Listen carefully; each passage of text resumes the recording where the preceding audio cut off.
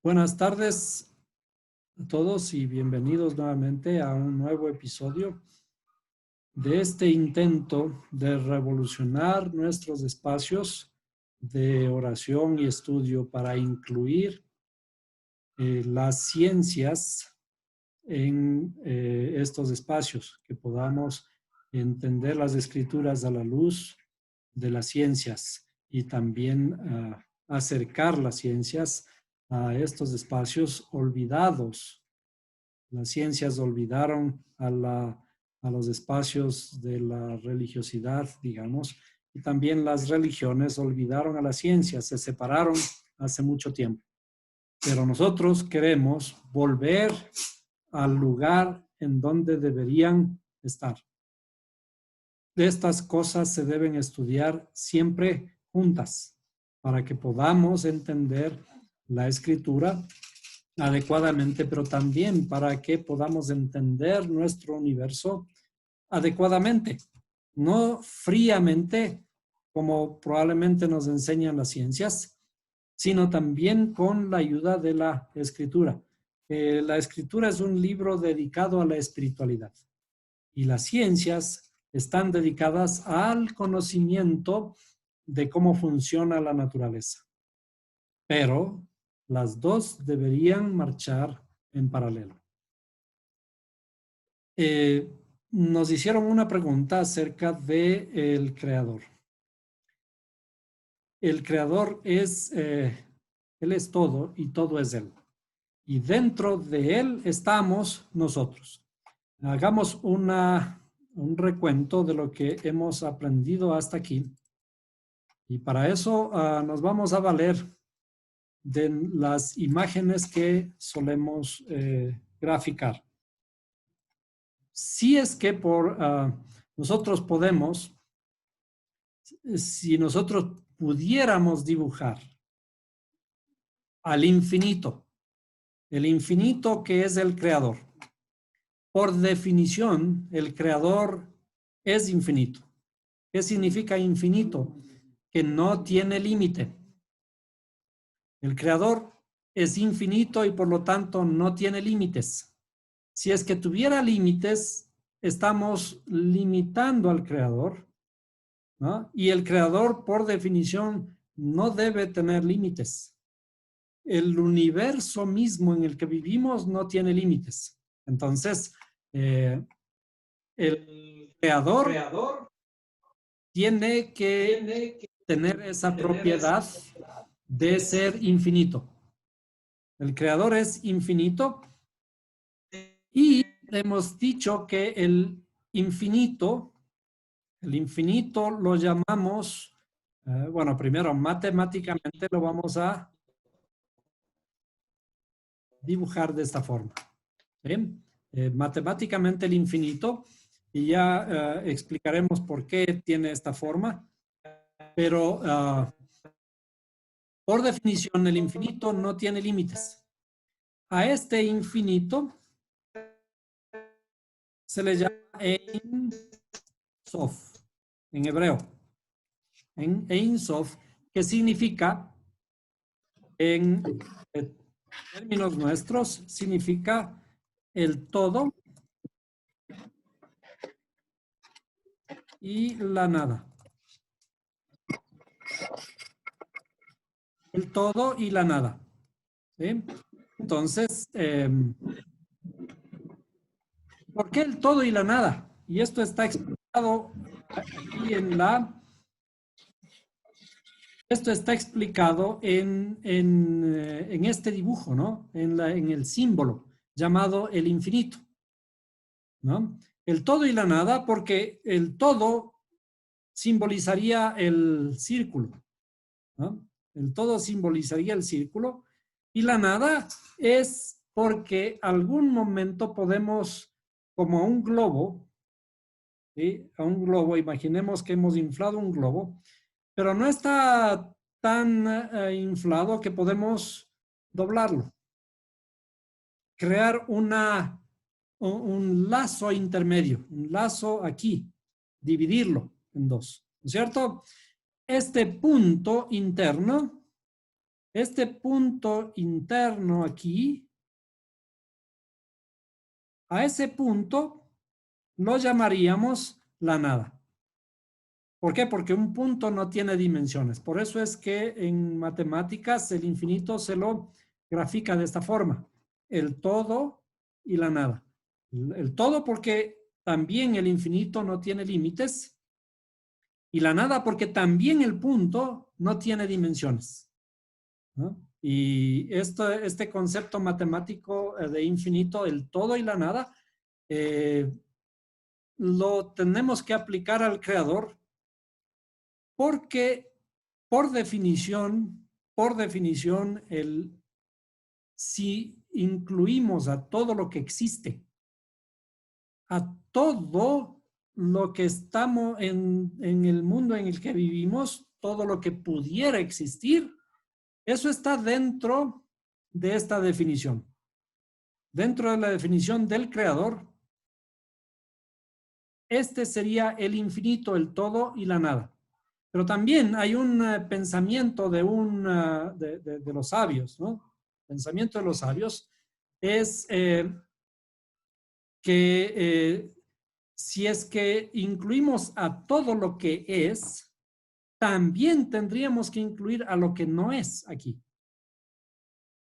Porque si el creador no es algo, también estaríamos limitándole.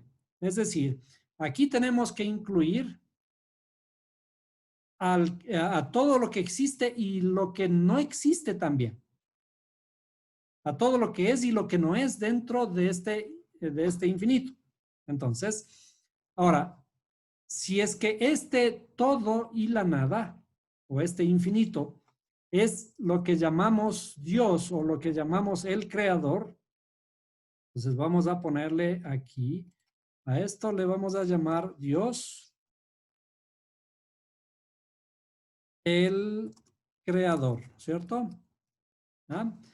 Si es que Él es el creador, esto de aquí es el creador, el infinito.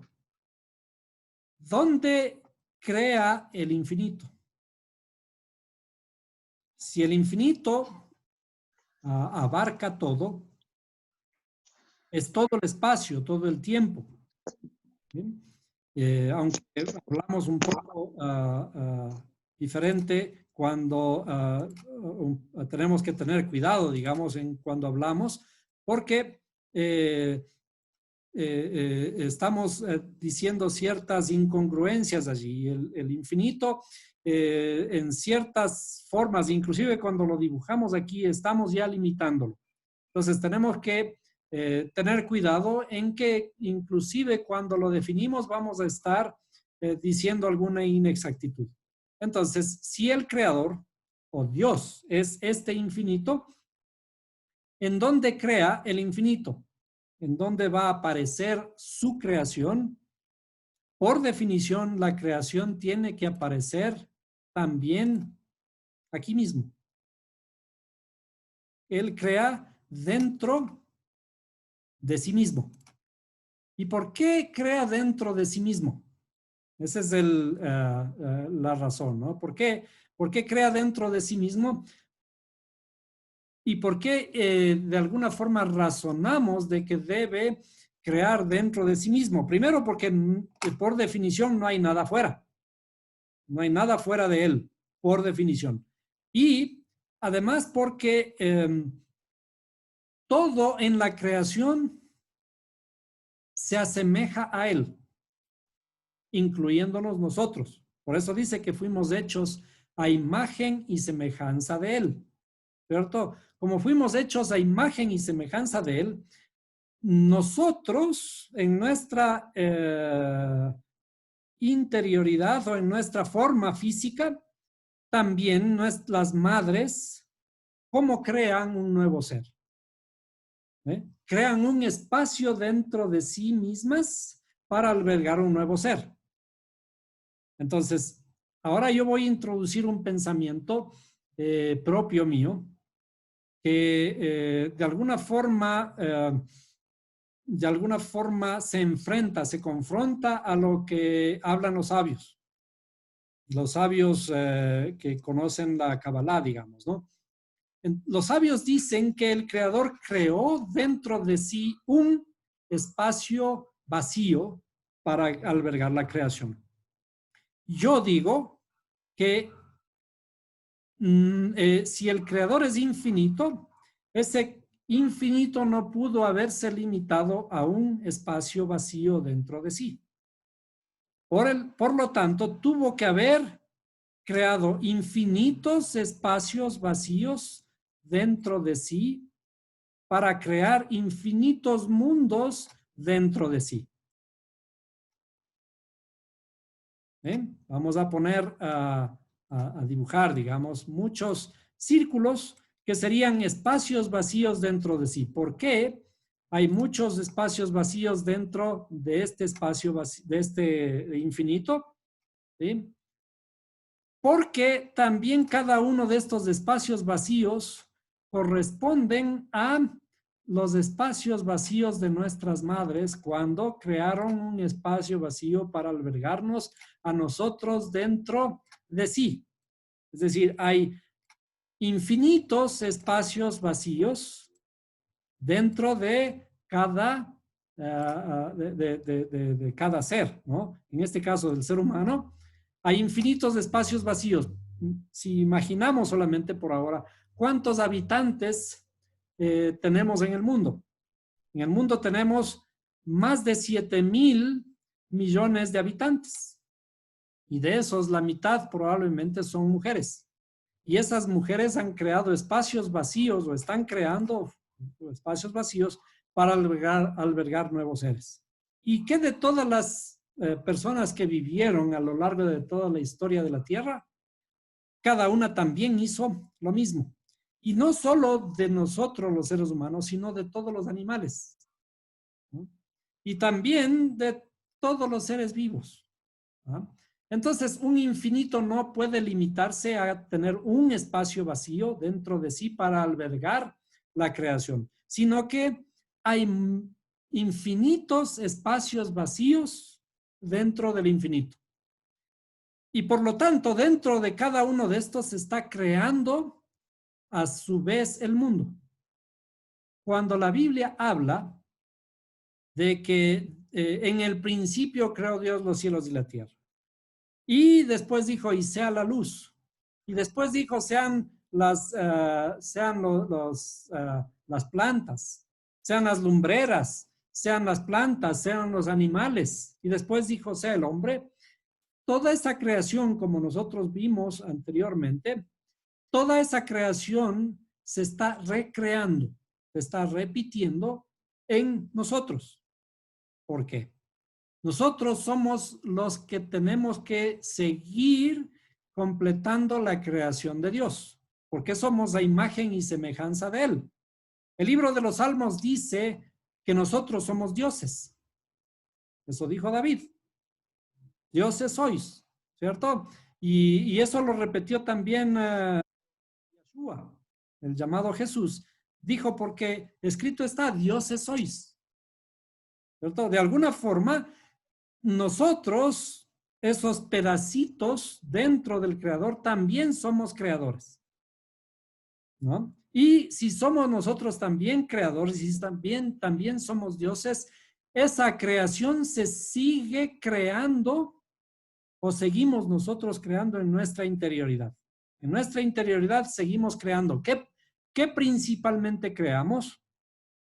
Por ahora, creamos a través de las palabras.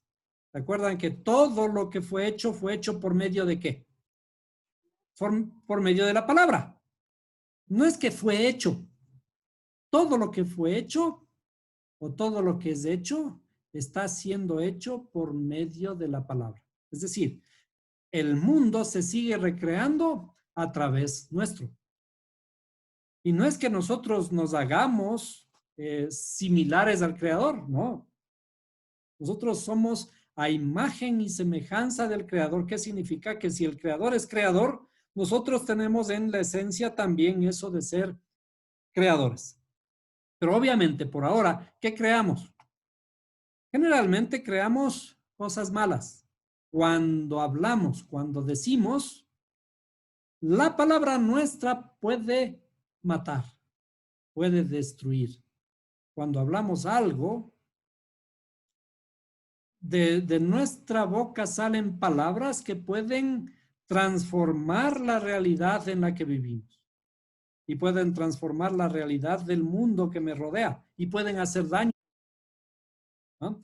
Pero cuando estamos tratando de redimir nuestra interioridad, ¿qué significa redimir? Componer, arreglar nuestra realidad. Nuestra habla se debe convertir en algo que sale para bien, sale para construir. Entonces, cuando hablamos de la creación del creador que debió iniciar así, en realidad eso se sigue recreando todo el tiempo. Es decir, el creador no ha dejado de crear, no ha dejado de crear a través nuestro, a través de él mismo, de sus obras. Él sostiene el mundo y también sostiene mi mundo, pero yo también puedo hacer que el mundo sea sostenido por medio de mis palabras, que el mundo sea creado, recreado por medio de mis palabras.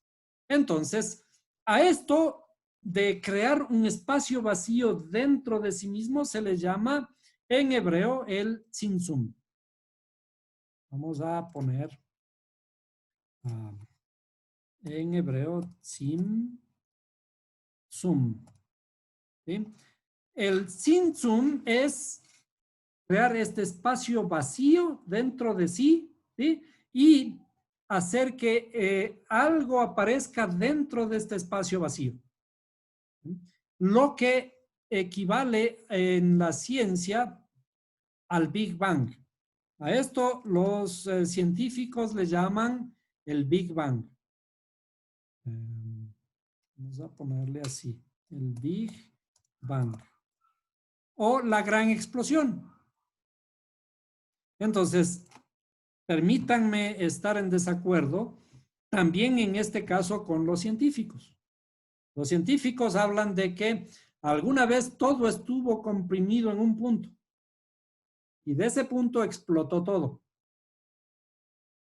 Por la misma razón de que este infinito no pudo contraerse ni limitarse a un punto, el mundo surgió a través de infinitos Big Bang.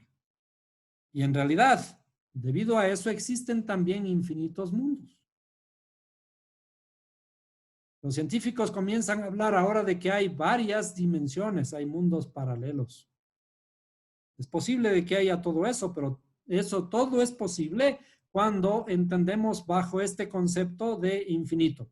Si el infinito es infinito, entonces se contrajo en forma infinita dentro de sí mismo. Aparecieron infinitos infinitos. Y esos infinitos infinitos, en uno de esos vivimos, pero también dentro de nosotros, cada uno está produciendo nuevamente la creación, creando un espacio vacío dentro de sí. Y la primera creación palpable para nosotros es la creación física, pero también cuando el creador dice en la alegoría de la expulsión del jardín del Edén de Adán y Eva, le dice creced y multiplicaos. ¿Qué significa multiplicarse? Multiplicarse significa de algo que existe, hacer más, ¿cierto? Multiplicarse. Ya la creación fue iniciada y ahora nuestra tarea es la multiplicación. ¿No? Entonces, esa multiplicación tiene que seguirse dando a través nuestro, a través de todo lo que existe. Nosotros, como una parte, venimos a ser como los ojos del Creador. Aquí voy a introducir un concepto. Nosotros somos los ojos, vamos a poner así, somos los ojos del Creador mediante los cuales Él se conoce a sí mismo. Y lo voy a poner de esta forma, así mismo. O sea, para acentuar de que estoy hablando acerca del creador, ¿no? Este es un concepto propio mío en relación a lo que estoy hablando antes de los infinitos infinitos y asociado ahora a la escritura, pero no es tan propio mío, sino que está adaptado de un pensamiento de sabios que conocen la geometría sagrada. La geometría sagrada dice que nosotros somos los ojos del infinito mediante los cuales el infinito se conoce a sí mismo. ¿Por qué digo esto? Porque para las definiciones que hemos hecho, ¿cierto? Si el infinito es esto, no hay nada fuera del infinito.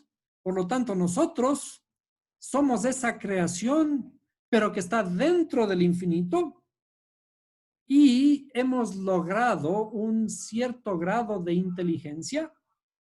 A esa inteligencia le llamamos ojos. Acuérdense que no estamos hablando solamente a través de estos ojos, porque estos ojos a veces ven, pero no ven. Por eso dice la escritura, ojos tienen y no ven. Oídos tienen y no oyen. Estos ojos de los que estamos hablando aquí son los ojos de la conciencia. O sea, estamos llegando a un estado de conciencia del infinito.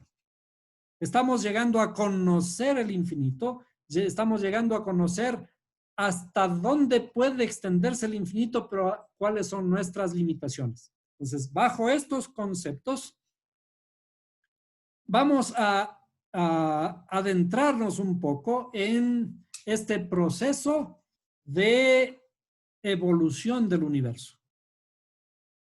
Cómo este espacio vacío dentro del universo evoluciona hasta que llegamos a lo que tenemos hoy, a quienes somos nosotros.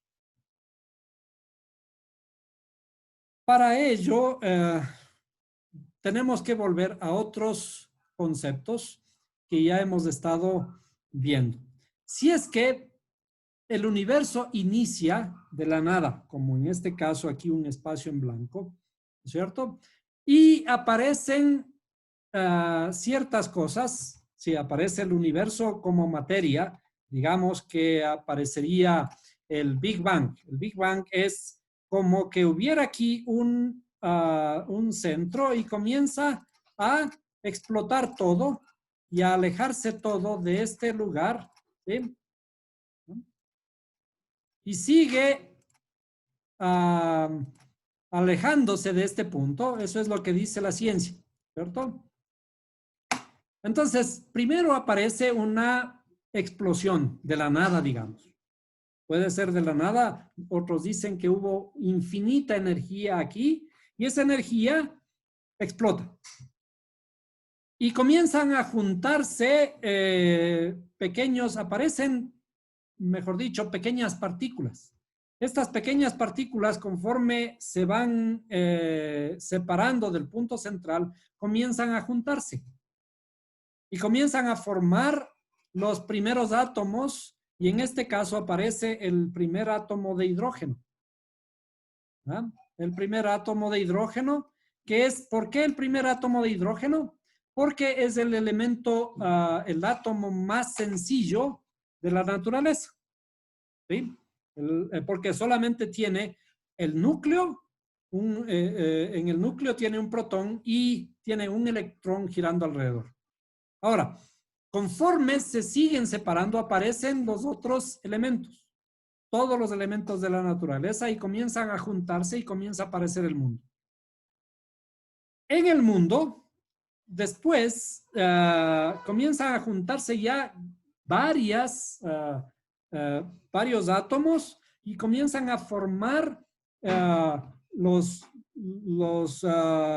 asteroides como nosotros conocemos y luego los planetas que comienzan a ser ya más grandes y a girar alrededor de una estrella central, ¿cierto? Y digamos, aparece nuestra Tierra, aparece la Tierra y que tiene que evolucionar. Esta Tierra tiene que evolucionar y la Tierra en el proceso de evolución comienza a recibir muchos asteroides, ¿sí? Muchos asteroides que traen inclusive los elementos necesarios para la vida. Uno de esos elementos es el agua. Entonces ahí aparece el H2O en la Tierra y cuando existe el agua y existen las temperaturas necesarias, comienza a producirse el oxígeno en nuestra atmósfera. Vamos a dibujar aquí la atmósfera. La atmósfera, ¿sí?, que está alrededor de la Tierra. Entonces, en esa atmósfera comienza el oxígeno a ser en tal cantidad que permite que comience a germinar la vida en la Tierra. Entonces, comienza a aparecer la vida en la Tierra. Aparecen en los mares, sí, pero vamos a decir que simplemente comienzan a aparecer la hierba del campo, ¿no? Luego, los animales, vamos a dibujarles por aquí, los animales, cualquier forma, y con posterioridad, el ser humano.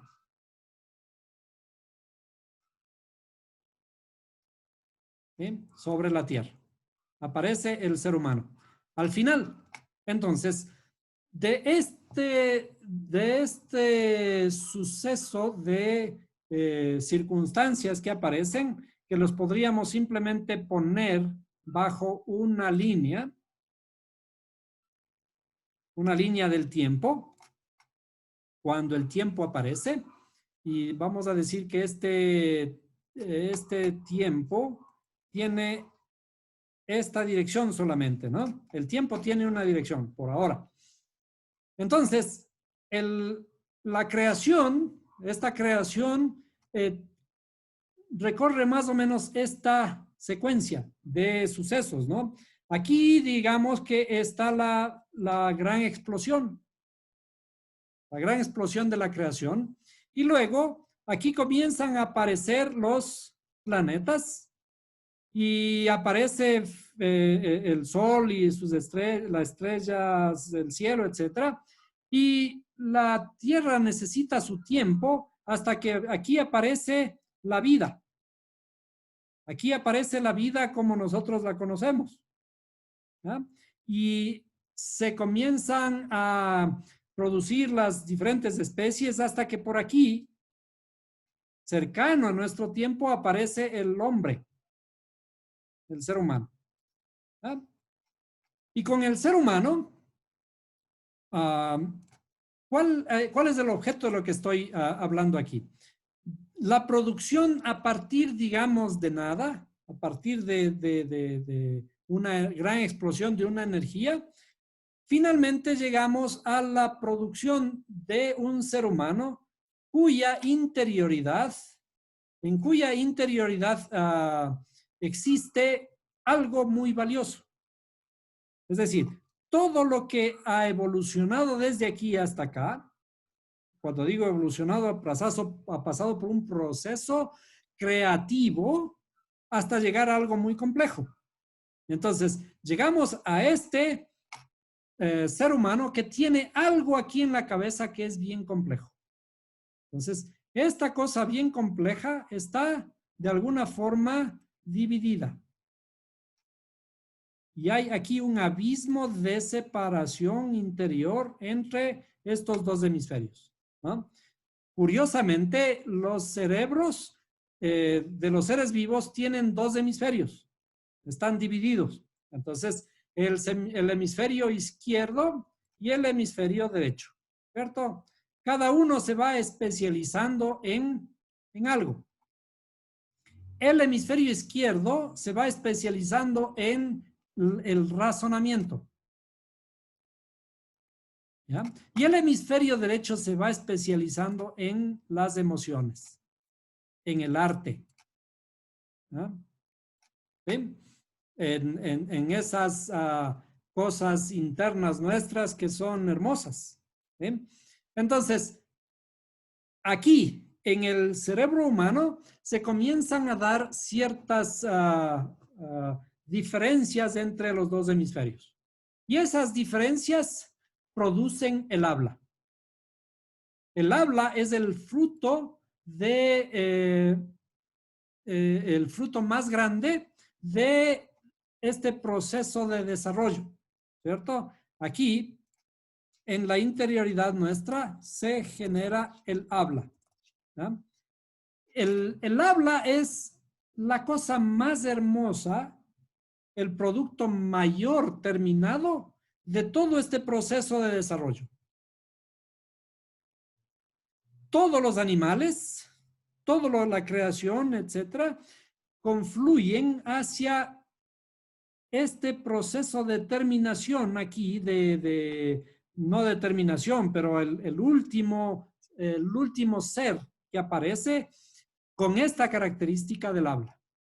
El habla en el sentido que nosotros podemos ahora expresarlo con fluidez, porque de todas maneras también los animales tienen alguna forma de hablar, alguna forma de comunicación. Ellos se comunican, ¿cierto? Ellos se atraen, ellos se pasan su conocimiento los unos a los otros, para cómo la madre enseña a sus hijos a hacer determinadas cosas para poder alimentarse y ese tipo de cosas, ¿no es cierto? Pero finalmente este producto llamado habla es el que alcanza mayor complejidad en el ser humano. Ahora, esta habla es la cosa más hermosa, la joya. Esta habla le vamos a poner aquí como el habla es la joya más hermosa de todo el universo. ¿Qué otra joya podemos encontrarla? Podemos encontrar comparable al habla en el universo. El habla finalmente es el producto de este cerebro, el cerebro más complejo en todo este universo conocido. ¿Qué otra cosa más compleja que el habla podemos encontrar en todo el universo conocido? Entonces, siendo el habla la joya más preciosa, más hermosa de todo el universo, el hombre aprende a pasar este habla o lo que produce en su interioridad, lo que vamos a llamar el pensamiento, ¿no es cierto? ¿Para qué sirve el habla? El habla sirve para, para traspasar el pensamiento, para comunicar mi pensamiento hacia los demás. Pero ahora, ¿cómo hago que este pensamiento perdure? No solo al que me está escuchando ahora, sino a los que van a venir después. ¿Cierto? Este pensamiento ahora puede ser transmitido,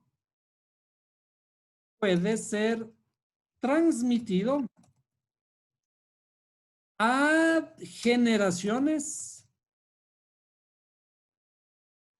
posteriores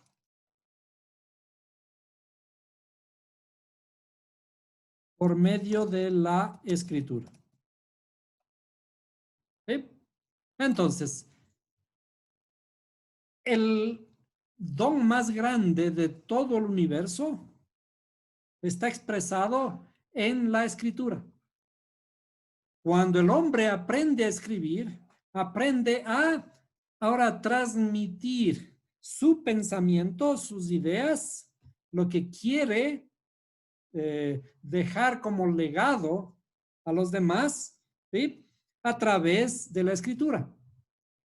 Por eso nosotros vemos como un signo del aparecimiento de una cultura cuando vemos que el hombre ha comenzado a dibujar en las paredes de las cuevas, por ejemplo, comienza a formar ideas a través de dibujos. Por eso es que los primeros caracteres de escritura están estrechamente relacionados con los dibujos. A eso se les llaman los ideogramas. Estos ideogramas representan, por ejemplo, cosas naturales, un árbol, un animal, una planta, ¿no? O inclusive un ser humano haciendo determinada acción. De allí aparecen las formas de las letras. Acuérdense, por ejemplo, en la escritura hebrea, ¿cuál es la forma original de una letra Aleph? Vamos a dibujarle aquí. Una letra Aleph tiene esta forma, la que nosotros conocemos ahora como el hebreo cuadrado. Pero ¿qué forma tenía en estos ideogramas? En el paleohebreo original. ¿Ustedes recuerdan? La forma de este ideograma era como de una cabeza de un toro. ¿Cierto? Entonces, comienzan a aparecer formas tomadas de la naturaleza. Por ejemplo, una letra M, equivalente a nosotros, o en hebreo la mem, perdón, una letra mem que en la actualidad se dibuja de esta forma. ¿Sí? En el paleohebreo era una cosa así. Perdón, aquí se me fue un poco la mano. Sería una cosa así, como las olas del mar, como aguas. ¿Sí? Y así comienzan a aparecer los signos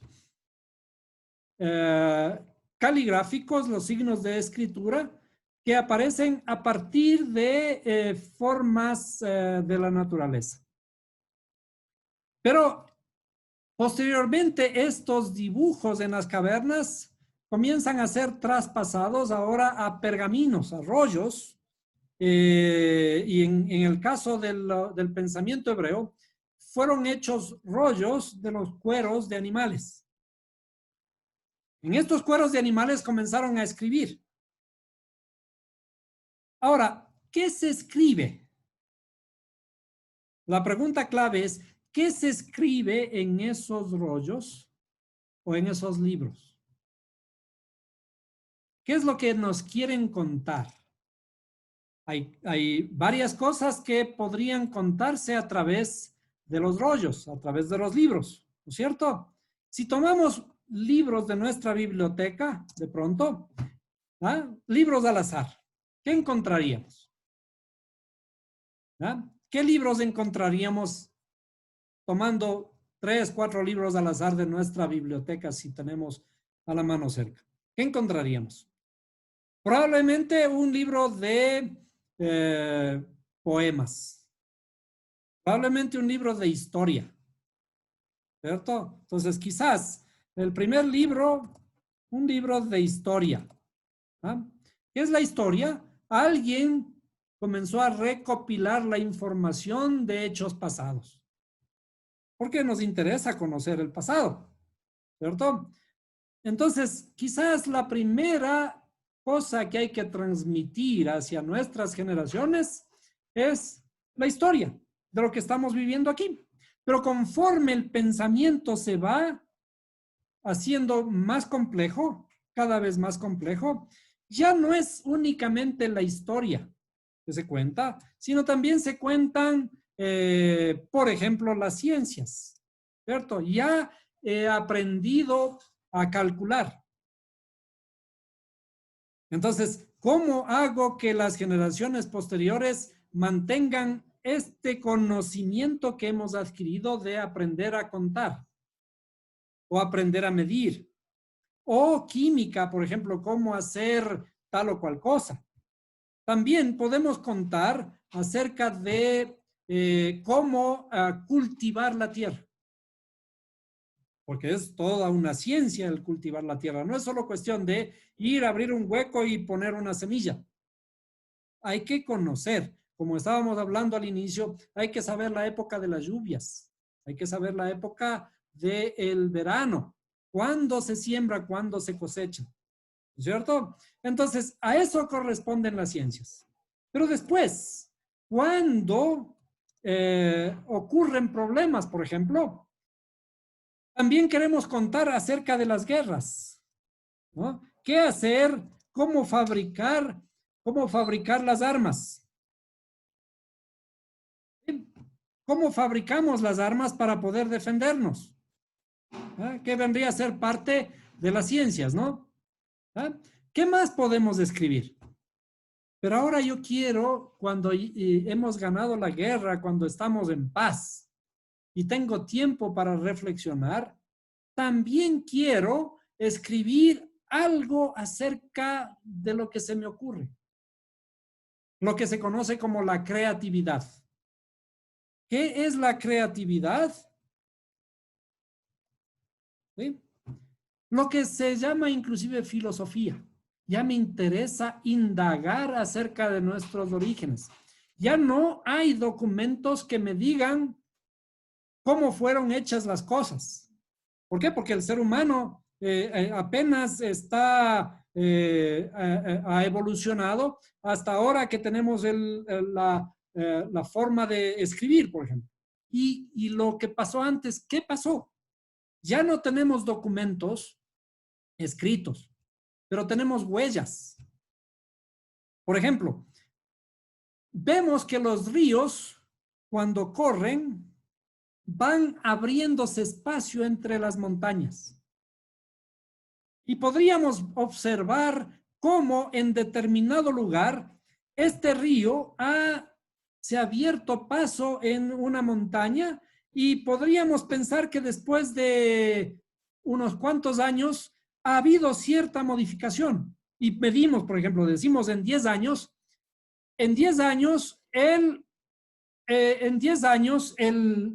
este río cavó unos 10 centímetros, por ejemplo, de la tierra, ¿no es cierto?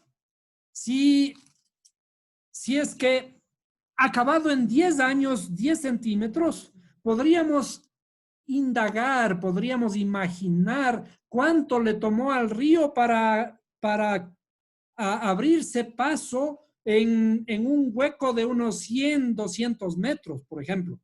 ¿No es cierto?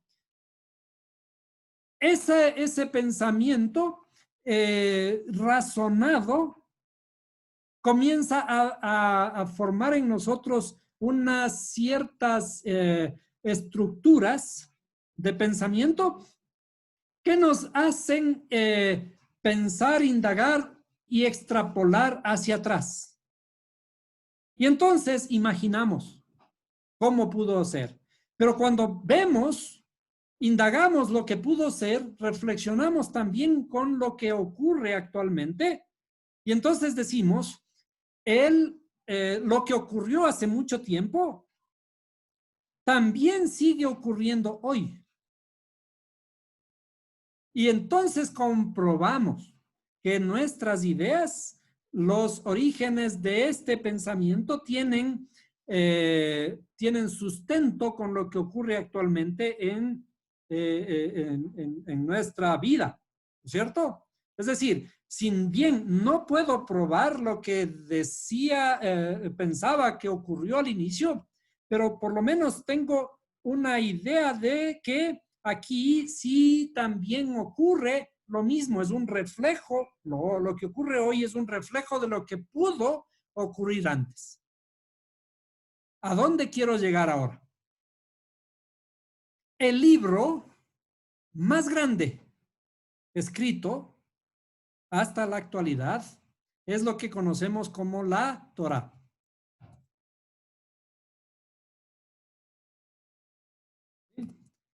La Torá es un libro que recopila el pensamiento de grandes sabios, de grandes personajes, lo que conocemos como la inspiración divina. Ese creador que le dibujamos hace un momento, de alguna forma ha inspirado para que estos grandes sabios escriban el libro. Este libro recoge, pues, entonces, lo que el hombre piensa, indaga acerca de sus orígenes. Ahora, cuando escribimos un libro de historia es un libro bonito.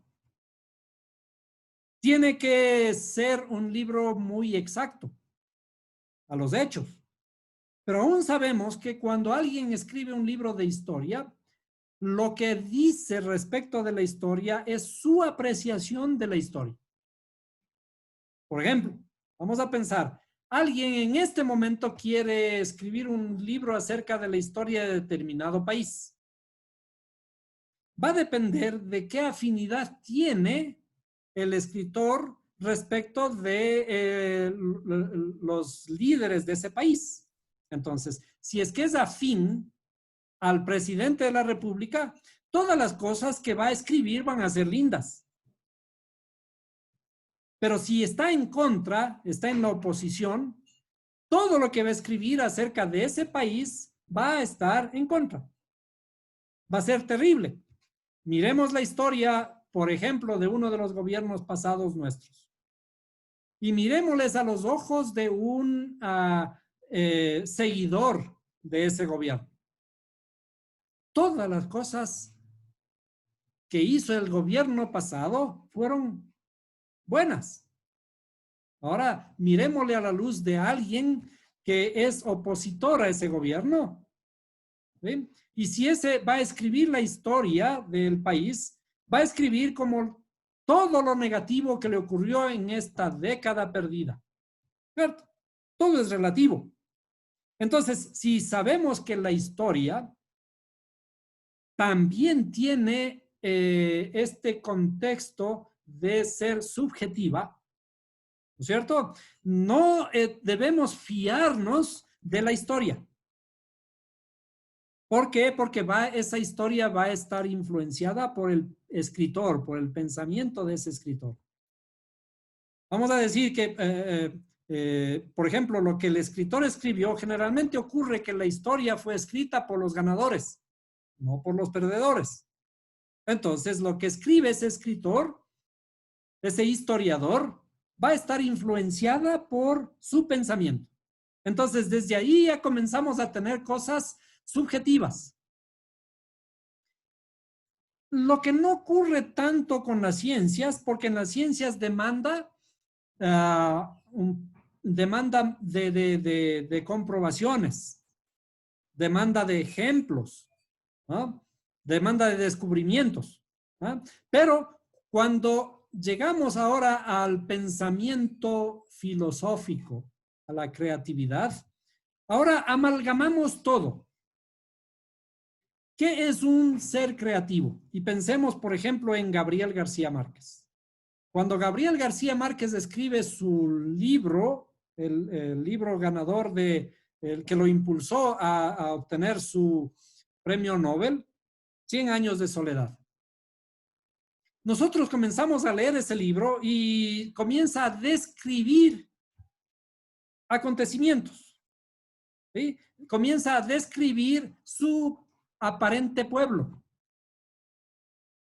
Y sin embargo, años después, cuando preguntan a este escritor, Gabriel García Márquez, él dice, Macondo, más que un pueblo, es un estado de ánimo. Es decir, cuando leemos un libro de creatividad, en ese libro de creatividad parecerían detallarse hechos, acontecimientos históricos, lugares geográficos, y sin embargo lo que nos está intentando contar son, por ejemplo, estados de ánimo. Cosas que están metidas en la cabeza del escritor y que quiere transportarse ese pensamiento, esa idea, esa disconformidad, esa angustia o ese optimismo que quiere transmitir hacia las generaciones posteriores. Ahora, ¿qué es la Torá? La Torá es el compendio de los más grandes pensamientos del ser humano, de las más grandes inquietudes del ser humano. Ahora, ¿cómo se expresa la Torá? ¿En qué forma se expresa la Torá? Todo lo que quiere expresar, ¿cierto? La Torá es el libro por excelencia. Este libro no deberíamos considerarlo como un libro de historia. No deberíamos considerarlo como que lo que dice es exactamente lo que tengo que entender. Cuando decimos, y Dios dijo, deberemos entender efectivamente como que dijo Dios. Inclusive, ya para personajes más cercanos, cuando decimos que, y Jesús les dijo, ¿ah? Cuando leemos en la Biblia, y Jesús les dijo, allí ya tenemos ciertos contextos que entender. Porque, por ejemplo, no es en el idioma que nosotros estamos acostumbrados. No es en español. A veces nosotros creemos que el texto que estamos leyendo es tal como está allí que ocurrió hace tantos años. Pero ni siquiera es así porque fue dicho en otro idioma. Y cuando ya transportamos las palabras de un idioma a otro, estamos extrayendo de su contexto cultural, de todas esas raíces que las palabras tienen, para expresarlo en otro contexto cultural que es el nuestro. Y más aún, sabiendo que fueron dichas esas palabras hace muchísimos años atrás. Entonces, cuando entramos a entender la escritura, tenemos que tener presente, por ejemplo, que los libros que nosotros tenemos en la escritura, no todos fueron escritos al mismo tiempo. En realidad, la escritura, la Biblia, como nosotros la conocemos, tiene un desarrollo de alrededor de 3.000 años. Perdón, no es 3.000 años, alrededor de 1.500 años. ¿Sí?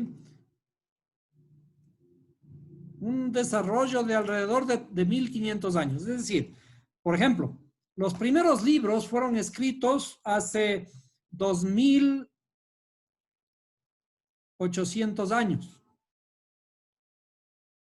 Los primeros libros de la Torá, o sea, los 5 primeros libros. Luego, se fueron desarrollando a lo largo del el tiempo varios otros libros. Por ejemplo, los libros de los profetas. Hay libros de los profetas que tienen aproximadamente 2.400 años atrás, o sea, fueron escritos hace 2.400 años, ¿no? Es decir, que vienen del siglo, esto sería años, vienen del siglo cuarto antes de nuestra era. ¿Sí? Entonces, se fueron desarrollando hasta que fueron compilados en el año 200 aproximadamente, 120, 130, antes de nuestra era, fueron compilados. Y no todos los libros que ya los tenemos, porque inclusive los libros del Nuevo Testamento fueron escritos después, ¿cierto? Los libros del Nuevo Testamento, cuando nosotros los leemos, el Nuevo Testamento, cuando nosotros lo leemos, los libros no fueron escritos cuando fueron escuchadas esas palabras, es decir, en la época de Jesús, sino que fueron escritos muchos años después, como 40, como 60 años después. ¿Sí? Entonces aquí vamos a poner 40 años después. ¿Sí? Eso significa que fueron escritos durante el primer siglo, inclusive otros fueron escritos después en el segundo siglo. Y cuando fueron escritos, estos escritos fueron en su idioma original, en hebreo, ¿no? Pero no existen ahora los libros en hebreo, sino existen los libros en griego. ¿Qué ocurre entonces cuando ya existe una transportación de las palabras hacia otro idioma? Muy posiblemente se comienzan a perder las ideas originales, ¿no? Y con posterioridad a esto se fue organizando los libros para llegar a lo que conocemos ahora como la Biblia. La Biblia ya es un asunto de desarrollo, primero de escritura, ¿sí? Que tomó un tiempo de alrededor de 1500 años, y conforme fueron apareciendo otros libros, fueron incorporándoles a los estudios, digamos, hasta que finalmente después todos lo pusieron en un solo libro. ¿Y quiénes fueron los que dijeron, este libro entra y este libro no? Fueron hombres, como nosotros. Algunos dijeron, este libro puede entrar, este libro no, por estas características o por estas otras. Entonces, las decisiones estuvieron basadas básicamente en lo que pensaron hombres en esas épocas en las que crearon la Biblia, en que compilaron la Biblia, en que asumieron que este libro debe estar aquí y estos otros libros no. Y por eso existe divergencia. Por ejemplo, si ustedes se fijan en las Biblias católicas tienen más libros que las Biblias de los evangélicos. El libro de Baruch, el libro de Eclesiástico, el libro de Tobías, el libro de los Macabeos. No están en las Biblias evangélicas, sino solamente en las Biblias católicas. Entonces, también hay discrepancia en qué libros deben estar en la Biblia y qué libros no. Ahora, analizando lo que dice la Torá, hemos visto que lo que dice la Torá no tenemos que considerarlo como hechos históricos. ¿Por qué? Porque es el producto primero de un ser divino. Entonces, la Torá es el producto de un ser divino. Es producto de un ser divino. El libro tiene que ser divino. ¿Cierto? Si es el producto de un ser divino, el libro tiene que ser divina. ¿Cierto? ¿Y qué es divina? ¿Qué es ser divino? Ser divino significa que no corresponde a este mundo. ¿A qué mundo corresponde? Al mundo de la espiritualidad. Pero ¿con qué palabras está escrita? ¿Ah? A eso sí tenemos que tener cuidado. Está escrita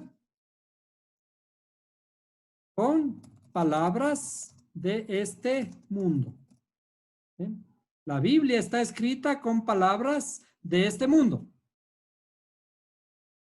¿Qué significa eso? Que la Biblia puede parecer historia, puede parecer relatos inclusive de geografías. Sin embargo, lo que dice la Biblia, tenemos que tomarle desde ese aspecto divino. Nos está relatando la espiritualidad. Es decir, cuando nos acercamos a la Biblia, tenemos que acercarnos con otros ojos. ¿Qué es ser divino? Ahora vamos a saltarnos un poquito a lo que siempre hemos estado estudiando. Veamos, déjeme ver.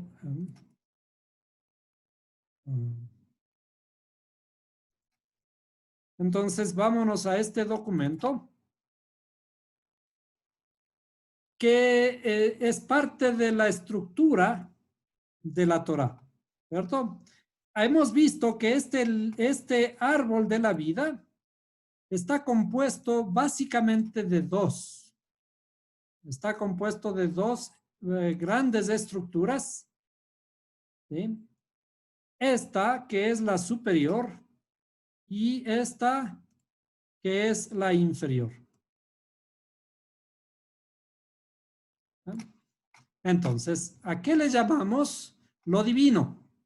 Lo divino se le llama a estos llamados cielos. Perdón, vamos a ponerle cielos. Y algo de nuestra interioridad llamado tierra. ¿Cierto?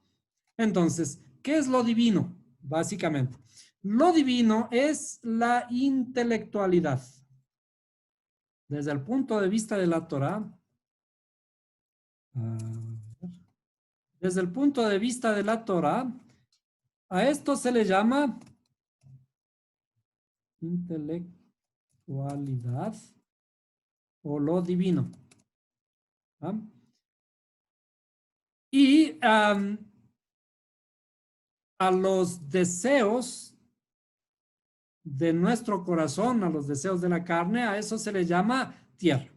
Entonces, cuando hablamos acerca de lo de arriba, estamos hablando acerca de los cielos, pero no estamos hablando en términos físicos. ¿Sí? Lo que está arriba, que son los cielos, significa que está hablando acerca de la intelectualidad del ser humano. Y la intelectualidad del ser humano es las cualidades divinas del intelecto que pueden controlar a las emociones del ser humano, a lo que se conoce como la inteligencia. ¿Sí? La inteligencia puede controlar a los deseos del ser humano. A eso se le conoce como los cielos. Entonces, ahora, para interpretar un poquito más acerca de esto, ¿qué es lo que cómo escriben los grandes escritores? Los grandes escritores se elevan desde los planos terrestres hacia los cielos, tiene un arrebato de locura divina. Entonces vamos de alguna forma, nosotros vivimos en la tierra, o digamos vivimos en nuestros deseos, pero ¿qué es lo que ocurre? Un escritor lo que hace es tener un arrebato de locura divina. Un arrebato de locura divina significa que se transporta a los mundos superiores y allí crea un mundo diferente, un mundo que puede ser únicamente entendido bajo estos parámetros de la intelectualidad. ¿Y qué hacemos? O sea, en eso sí somos especialistas. Cuando el ser humano, por ejemplo, se enamora, cuando se enamora, es capaz de transportarse a estos mundos divinos, ¿sí? Es capaz de producir grandes cosas, por eso el amor es motivador de grandes cosas, y allí en este estado superior puede crear música, puede crear lindas frases, puede crear poemas y puede crear grandes canciones. Y si nosotros observamos las letras de esas canciones, las letras de las canciones muy probablemente dicen una secuencia de grandes tonterías. ¿Qué son las grandes tonterías? Por ejemplo, en el mundo de los enamorados es bajarle la luna y las estrellas, ¿no es cierto? Pero todas esas cosas, todos esos elementos son esenciales para poder elevar nuestra espiritualidad, porque es la forma de inclusive conquistar otra alma, conquistar el amor. Entonces, cuando escribimos, cuando nos transportamos a los mundos divinos, esto que está escrito en los mundos divinos deja de ser historia. Ya no es historia, sino es frases que contienen información subjetiva, información que está finamente escrita entre líneas. Y no es que se trate de bajar la luna y las estrellas, pero existen grandes y hermosos deseos. Entonces, ahora, ¿qué es lo que está escrito en la Torá? En la Torá está relatado acerca de la espiritualidad del Creador. ¿Qué quiere el Creador que nosotros entendamos hacia dónde tenemos que llegar? Entonces, la clave para comprender y percatarse plenamente de todo lo que los profetas han dicho, de todo lo que han escrito, ¿sí?, se halla precisamente en esto, el entender, ¿ya?, el conocimiento de las figuras literarias. Porque para poder escribir estas cosas, tenemos que emplear ciertas figuras literarias de comparación, ciertas figuras literarias de inclusive personificación. ¿Qué hacemos para nosotros expresarnos acerca del Creador, por ejemplo, ¿no? ¿Qué decimos acerca del infinito? Vamos a regresar a la pantalla que estábamos hablando. Si el infinito para nosotros era le habíamos expresado como un círculo y por lo tanto no hay nada fuera de este círculo por definición, ¿cierto? Si esto es el infinito, ¿sí?, si esto es el infinito, no hay nada fuera del infinito. Ahora, para yo expresar la búsqueda de este infinito acerca de si yo soy una parte de este infinito y muchos otros también hay aquí que son parte de este infinito, estamos indagando acerca del infinito. Ahora, ¿cómo expreso acerca de este infinito? Si yo mantengo esta palabra Ein Sof o infinito, no va a ser muy comprensible. ¿Qué es lo que tengo que hacer? Lo que tengo que hacer es personificar al infinito. Cuando personifico al infinito, entonces hago que este infinito hable.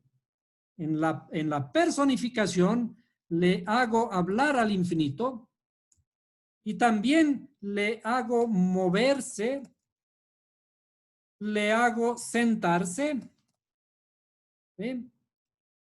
Por lo tanto, le hago también andar, ¿no? Le hago tener manos y pies. Pero ¿a quién me estoy refiriendo cuando hablo de todo esto? Estoy hablando de este infinito, ¿cierto? Entonces, cuando en la escritura vemos cosas interesantes como que Dios dice, y dijo Dios, sea la luz, ¿a qué se refiere? Estamos utilizando estas figuras literarias para personificar o hacerla como que el infinito es algo semejante a nosotros y ese infinito dice palabras. Entonces, por ejemplo, como en la escritura dice, yo he hablado también en semblanzas por los profetas. Y eso está en Oseas 12:10. Podemos ir a Oseas 12:10. Vamos a encontrar el libro de Oseas 12:10. Perdón, debo estar compartiendo. El libro de Oseas 12:10. Dice, también he hablado. ¿No? Dice, también he hablado a los profetas y multipliqué las visiones y por medio de los profetas hablé en parábolas. ¿Qué han dicho los profetas, por tanto? ¿Sí? Han dicho historia. Nos han contado exactamente cosas, relatos, e inclusive si nos hubieran contado la historia que ocurrió o va a ocurrir en determinados lugares, como dijimos, ese pensamiento posiblemente también está, es subjetivo porque está alterado por el pensamiento de quien habla. Pero saltándonos inclusive esta afirmación, aquí nos aclara y dice, hablé por medio de parábolas, hablé en parábolas. Entonces, lo que está diciendo allí son cosas más allá de lo que podemos asumir que son, ¿no? Y dice, y también hay otra en Ezequiel 17:2. Vamos a ir a Ezequiel 17:2. Entonces, Ezequiel, veamos. Ezequiel 17:2. Hijo de hombre, propón un enigma y relata una parábola a la casa de Israel. ¿Sí? Lo que hablan los profetas, en este caso Ezequiel, es también una parábola. ¿Y qué se entienden por parábolas? Estamos hablando de figuras literarias. Entonces, cuando dice, habla a través de los profetas por parábolas, y también que tenemos que entender que esto que dice y dijo Dios, como dice aquí, y vino a mí palabra del Señor diciendo, ¿no? Todas esas son figuras literarias que tenemos que entenderlas de esa forma. ¿Por qué? Porque el creador no tiene boca. El creador no tiene una figura como nosotros. Sigamos profundizando un poco esto, ¿no? Y asimismo en Ezequiel 20:49. Veamos, Ezequiel 20:49.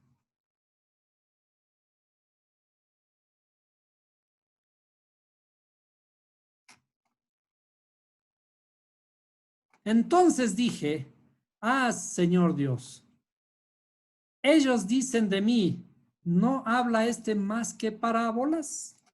Y aquí hay una cosa interesante, ¿no? Dice, generalmente encontramos cuando decimos estas son parábolas. ¿Qué es lo que alguien que nos escucha generalmente va a decirnos, a refutarnos? Solo son parábolas. Un momento. Las parábolas, los símiles, las figuras literarias, dijimos hace un momento, que son los arrebatos de locura divina, las cosas más excelsas, el pensamiento más complejo del ser humano, se expresa en parábolas, mucho más si es el pensamiento divino. El pensamiento divino no puede ser una cosa muy simple, que lo que dice eso es, sino que lo que dice tiene implicaciones, lo que dice está queriendo decirnos en profundidad mucho más que lo que aparece allí. Y allí encaja justamente este verso que nos citaron, que corresponde a Jeremías 33:3, ¿cierto? Clama a mí, y yo te responderé y te revelaré cosas grandes e inaccesibles que tú no conoces. ¿Cuáles son esas cosas grandes e inaccesibles que nosotros no conocemos? ¿Sí? Nuestro anhelo, vamos a volver a esta parte, nuestro anhelo es conocer este universo, conocer a Dios. ¿Podemos llegar a conocer a Dios? Si ya de entrada lo hemos definido como infinito, esta meta de conocer a Dios infinito es inalcanzable. Si es inalcanzable, entonces no lo podemos conocer. Y sin embargo, nos metemos en el camino del conocimiento a Él. Ahora, aquí hay una cosa curiosa y vamos a volver a dibujarlo, ¿no? Si es que, espero que esté compartiendo, veamos. ¿No? Aquí, en este dibujo, que es una idea nada más, ¿no? Para poder apoyarnos y poder entender. Este infinito dijimos que ha creado un espacio infinito dentro de sí. ¿No? Si este infinito ha creado un espacio vacío dentro de sí, es el mundo en el que estamos, o puede ser mi mundo, y por lo tanto hay muchos mundos como yo en el mundo infinito. ¿No es cierto? Si es que el creador es este infinito que yo tengo que conocer, este infinito está dividido en muchos elementos finitos. Este ya no le puedo llamar infinito porque este soy yo. Ya no soy finito, ya no soy infinito. Soy finito. ¿Por qué? Porque estoy limitado. Limitado aquí a este cuerpo y limitado con muchas limitaciones como la limitación del tiempo. Este infinito del que procedo es un infinito eterno. Y por ser eterno es un infinito sin espacio y sin tiempo y sin movimiento. Ahora, yo estoy limitado en este mundo aquí, confinado a una limitación, la limitación de este mundo. Por tanto, para conocer al infinito, desde luego, este infinito, por eso dice la Escritura, el que me viere, ciertamente morirá. Quien me viere ciertamente morirá. ¿Por qué? Porque yo soy finito y este ser finito no puede conocer al infinito. El infinito es tan grande. Ahora, si es que de todas maneras ya sé que no voy a conocer al infinito, ¿cuál es la única forma que pueda conocer al infinito? Es comenzar a conocer el mundo en el que vivo, particularmente mi propia interioridad. Ahora, esta interioridad mía, curiosamente, también es infinita. Yo soy externamente finito, pero internamente infinito. Esto es una paradoja. Esta paradoja me conduce, la única forma de conocer al infinito es conocerme a mí mismo, porque yo soy infinito. ¿Cómo estoy estructurado dentro de mí? Mi estructura interna, lo que conocemos como mi inconsciente, es tan complejo que no lo podemos entender. Y es tan difícil que cuando indagamos acerca de nuestro inconsciente, estamos profundizando en el conocimiento de este infinito interno, pero curiosamente, este infinito interno está conectado con este infinito grande. Entonces, el camino para conocer el infinito o conocerle a Dios es conocerme a mí mismo. Dentro de mi interioridad existe este elemento infinito. Pese a que yo estoy limitado aquí, el conocer mi interioridad infinita me transporta hacia el conocimiento del Creador.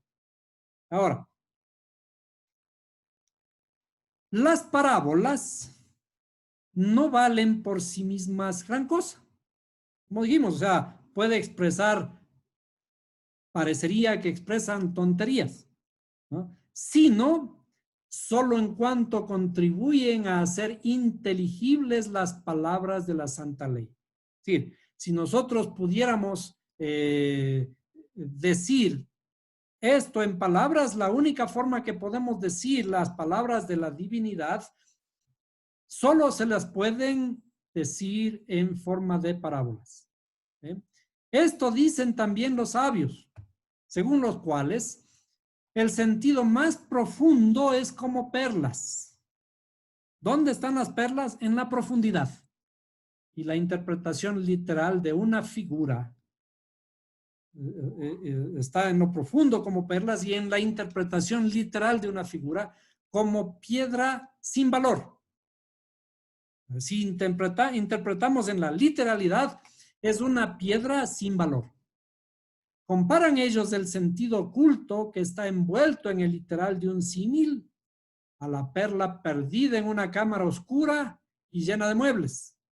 Ciertamente la perla está en la cámara, pero el hombre no acierta a distinguirla ni sabe dónde hallarla. Es como si no poseyera la perla, pues de poco le vale, hasta que se haga finalmente la luz. Y es por esto que Salomón dice, como manzanas de oro en filigrana de plata, con pequeños resquicios, así es la palabra propiamente dicha. Es decir, cuando articulamos las palabras adecuadamente dichas, adecuadamente construidas, son como manzanas de oro en filigrana de plata, con pequeños resquicios, que es en donde que hay que indagar. Esos pequeños resquicios que son las grandes como pistas que nos deja el Creador para poder indagar en la Escritura. Advierte cuán bellamente se escriben en esta imagen las condiciones que adornan a una buena semblanza. Muestra que en toda palabra hay un doble sentido, el literal y el figurado, siendo el uno tan valioso como la plata, pero más precioso todavía el sentido oculto. De suerte que la significación figurada está respecto de la literal en la misma relación que el oro a la plata. Así también, tomadas las figuras de los profetas al pie de la letra, encierran cierta sabiduría útil para algunos menesteres, entre otros el mejoramiento de la sociedad humana, como los proverbios, por ejemplo, de Salomón. ¿Ah? Pero su sentido oculto es de profundísima sabiduría que lleva a descubrir la verdadera verdad. Aquí valga esta redundancia, ¿no? La verdadera verdad es lo que está oculto dentro de lo dicho. Entonces, y fíjense el doble sentido. Cuando habla de doble sentido, nosotros deberíamos ser especialistas en el doble sentido. No dicen que los quiteños son especialistas en el doble sentido. ¿Qué es el doble sentido? Cuando nosotros hablamos algo queriendo decir otra cosa. Cuando hablamos en un sentido y este sentido sugiere otro sentido escondido y que inmediatamente lo interpretamos. Cuando conocemos la estructura de todos esos pensamientos, artilugios, el estar conviviendo en la sociedad. O cuando sabemos que una palabra tiene varios sentidos. Entonces, cuando sutilmente se emplea un sentido queriendo decir el otro. Ahora, la escritura no es que solamente tiene dos sentidos. Ya hemos explicado anteriormente qué es el paraíso. El paraíso es 4 sentidos en uno, 4 niveles, ¿cierto? Esos 4 niveles, el primero es el literal, lo que parece que decimos, ¿cierto? Pero después, dentro de ese, tenemos 3 grandes niveles más profundos en donde están las verdaderas perlas de la escritura. Comencemos a mirar un poquito más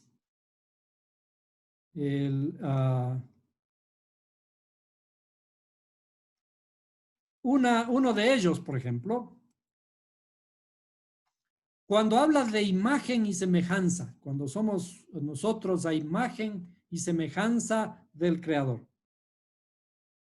Esto viene de dos palabras, imagen y semejanza. Vamos a escribirlo aquí. ¿No? ¿Qué decimos cuando somos a imagen y semejanza? Dios es igualito a nosotros, ¿no es cierto? Eso es lo primero que nos viene a la mente. Nosotros, Dios es igualito a nosotros, pero debería ser al revés. Entonces vamos a decir imagen y semejanza. ¿Ah? Imagen y semejanza viene de dos palabras hebreas. La primera es Selem y la otra es Demut. Esta de acá es Demut. ¿Eh? Imagen y semejanza. Pero cuando hablamos de imagen y semejanza, debemos interpretar como forma y figura de una cosa, ¿sí?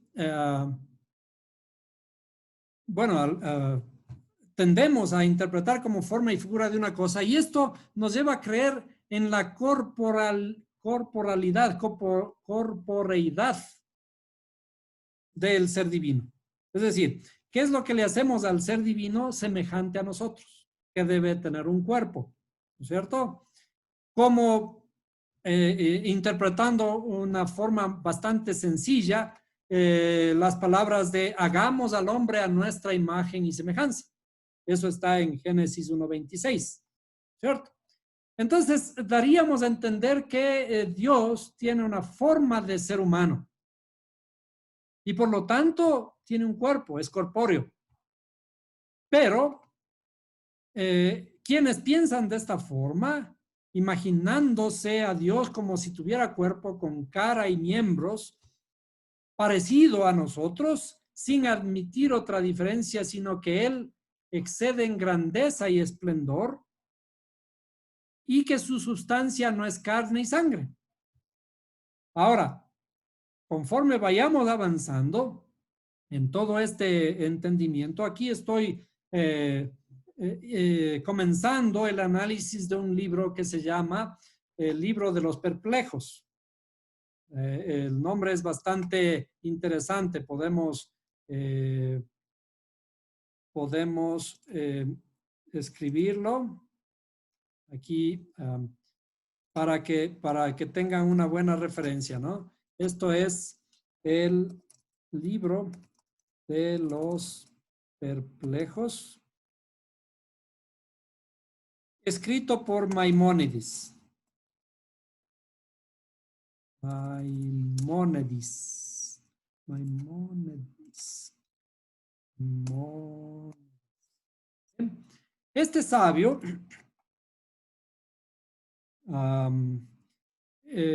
escribió acerca de la escritura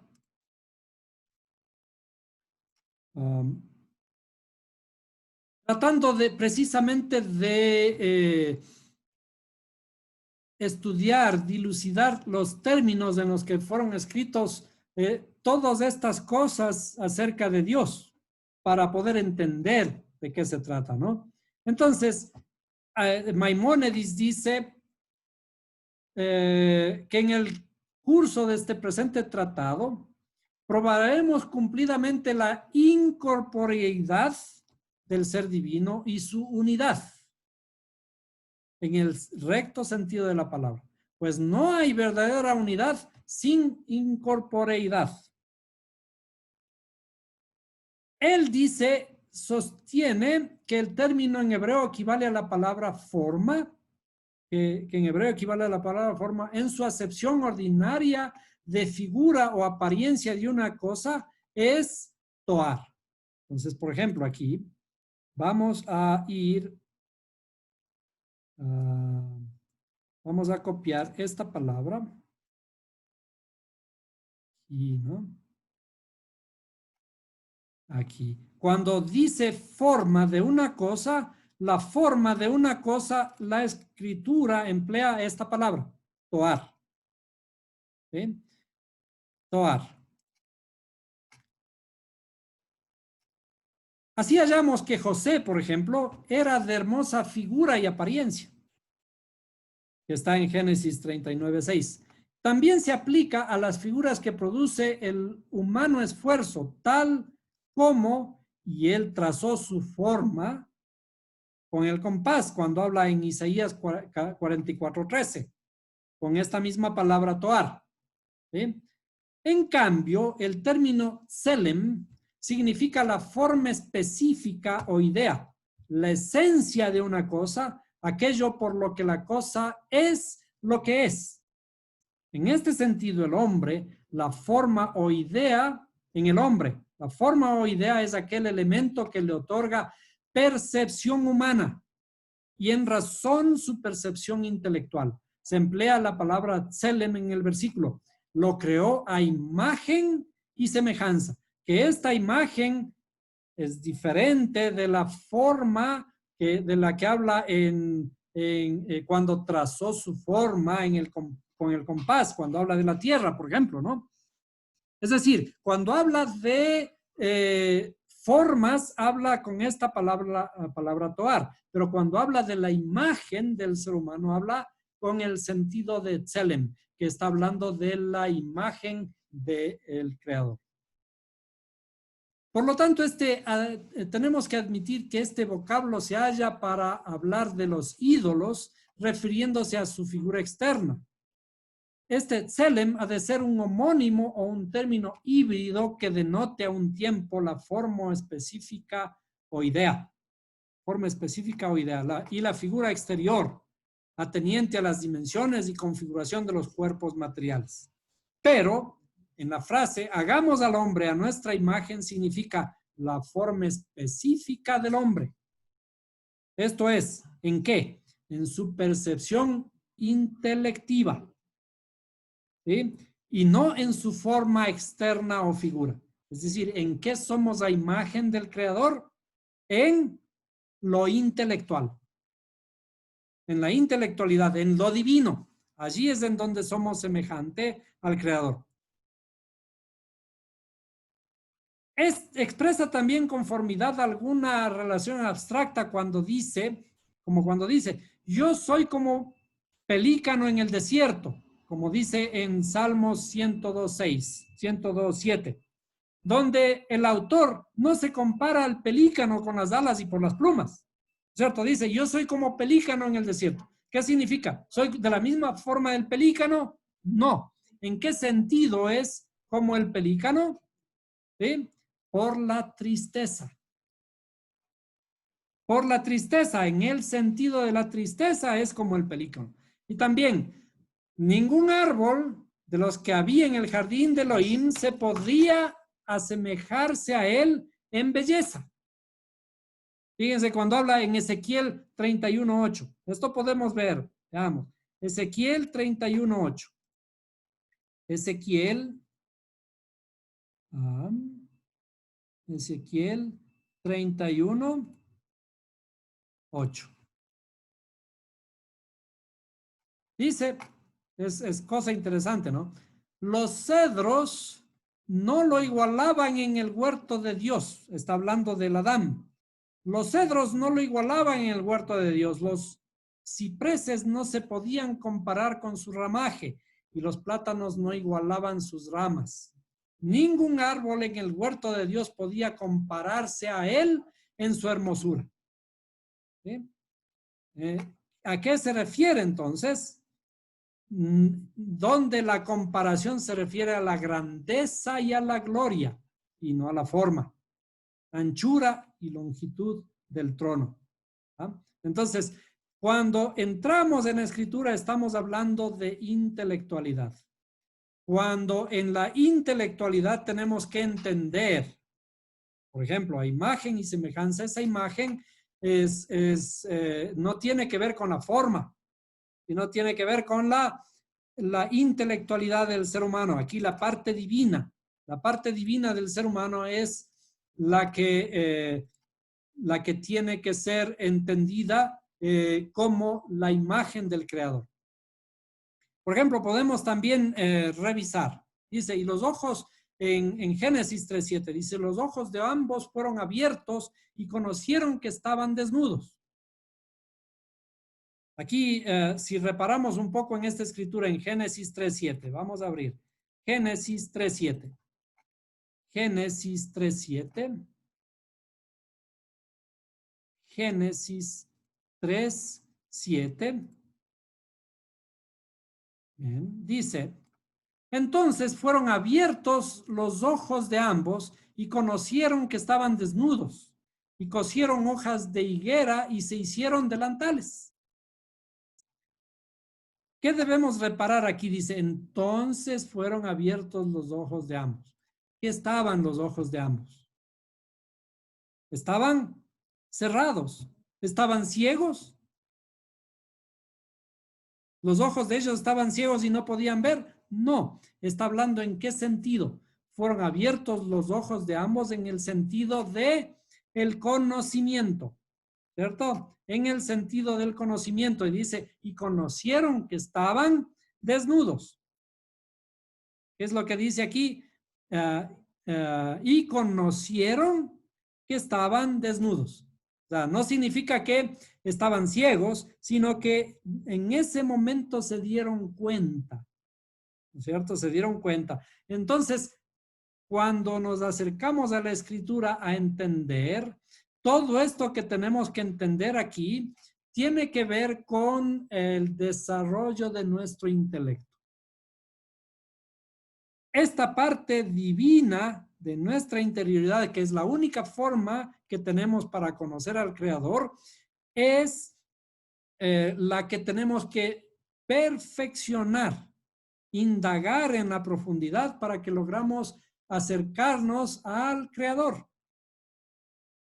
Es lo que habíamos puesto hace un momento, recuerden, que la parte divina es las facultades intelectuales y aquí en lo divino es que somos semejantes al Creador.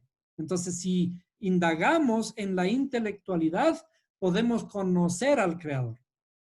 Entonces, ¿qué significa que cuando vemos en la Escritura que aparentemente el Creador dice, y te enseñaré cosas grandes y ocultas que tú no conoces? Desde luego que sí, ese es el objetivo. El objetivo nuestro es llegar hacia el conocimiento de este ser infinito. ¿Sí? Al conocer a este ser infinito, ya lo hemos descrito anteriormente, pero yo soy finito. Yo soy finito, pero estoy dentro de él. ¿Y qué debo hacer para llegar a conocer al infinito si soy finito y el finito para conocerle muere? Entonces, el camino de ascenso hacia el infinito, al llegar al infinito es morir. Entonces, la única forma que me queda para conocer al infinito es indagar en mi interioridad.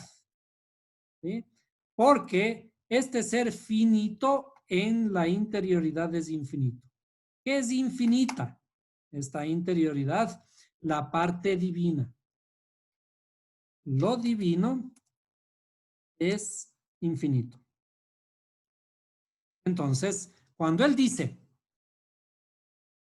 clama a mí y yo te responderé y te enseñaré cosas grandes y ocultas que tú no conoces, entonces, ¿a dónde tenemos que clamar? ¿A dónde tenemos que levantar nuestros ojos? Tenemos que levantar los ojos al cielo, que es lo divino, ¿no es cierto? Esto es lo que se conoce como el cielo. Tenemos que profundizar en nuestras cualidades intelectuales, porque allí está lo divino. Y en lo divino somos semejantes al Creador. Y para entrar en el camino del conocimiento interno nuestro, entonces nos damos cuenta que en nuestra interioridad sí somos también infinitos. somos comparables al Creador. Lo mismo que estamos hablando cuando dibujamos aquí, ¿no es cierto? La parte divina nuestra, esto es lo divino, ¿sí? Esto es lo divino y lo que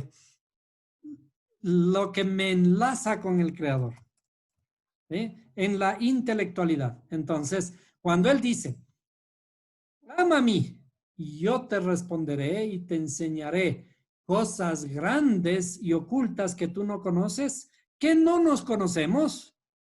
No nos conocemos a nosotros mismos porque esto de aquí es nuestro inconsciente.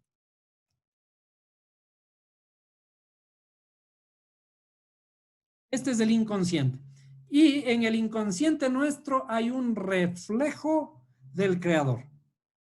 Esto de aquí es el reflejo del Creador. Por lo tanto, ¿qué cosas grandes y ocultas tenemos para conocer? Primero, conocernos a nosotros mismos. Entonces, cuando nos conocemos a nosotros mismos, estamos profundizando en nosotros, estamos profundizando en el infinito, en el Ein Sof, ¿sí? Cuando indagamos en nuestra propia interioridad. ¿Para qué es el infinito? ¿Para qué es este ser divino que tenemos? Para profundizar en nuestra interioridad, trabajar la tierra en nuestra interioridad. Y esa tierra, acuérdense que fue el mandato al Adán, supuestamente, y sigue siendo el mandato ahora, ¿sí? Que le dice, trabaja la tierra, con el sudor de tu frente trabajarás la tierra, ¿no es cierto? Esta es la tierra que tenemos que trabajar en nuestra interioridad, ¿sí? Tenemos que, con la intelectualidad, con el ser divino, entrar a trabajar, a labrar nuestra tierra y producir frutos. Entonces, ¿cuándo encontraremos las cosas grandes y ocultas que no conocemos? Aquí, porque no nos conocemos a nosotros mismos.